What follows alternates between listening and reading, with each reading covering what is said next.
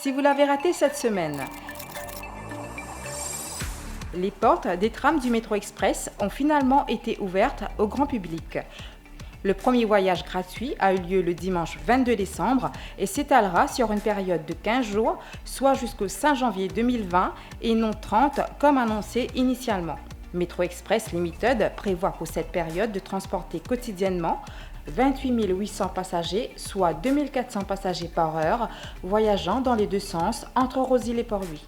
Le trajet par Metro Express sera par la suite payant, soit au même tarif que le transport par autobus sur le trajet Rosille-Port-Louis à partir du lundi 6 janvier 2020. Une fillette de 22 mois est décédée dans de tragiques circonstances le 22 décembre.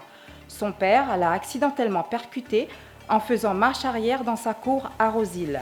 Malgré avoir été conduite d'urgence en clinique, cette dernière n'a pas survécu à ses blessures. Une autopsie a révélé une fracture du crâne. Gervais Frivet a indiqué à la police qu'il avait enterré sa compagne dans sa cour faute de moyens financiers pour effectuer des funérailles décentes.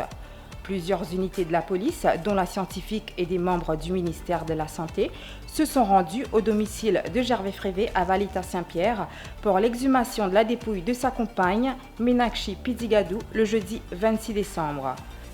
L'autopsie pratiquée par le chef du département médico-légal de la police, le docteur Sudesh Kumar Gangadine, a révélé qu'il n'y avait pas de traces de blessures apparentes. Cependant, des échantillons ont été prélevés à des fins d'analyse. Gervais Frivet reste en détention et l'enquête suit son cours. 2 suspects sont retournés sur les lieux où a été tué Yvon Velien le vendredi 27 décembre pour une reconstitution des faits. Ce dernier avait été retrouvé ligoté et calciné sous un arbre à Sable Noir le samedi 14 décembre. 5 personnes ont été arrêtées dans cette affaire.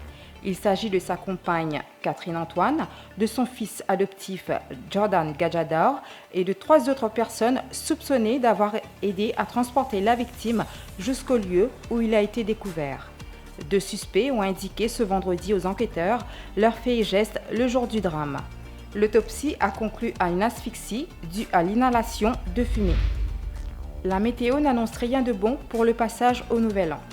Selon les dernières prévisions météorologiques, 2 formations cycloniques sont à prévoir.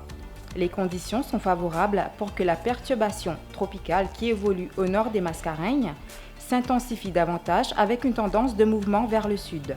Sur cette trajectoire, elle s'approchera et influencera le temps sur les îles des Mascareignes dès ce week-end, une situation que la station météo dit suivre de très près. Vous pourrez suivre son évolution chaque jour sur notre site internet lemauricien.com.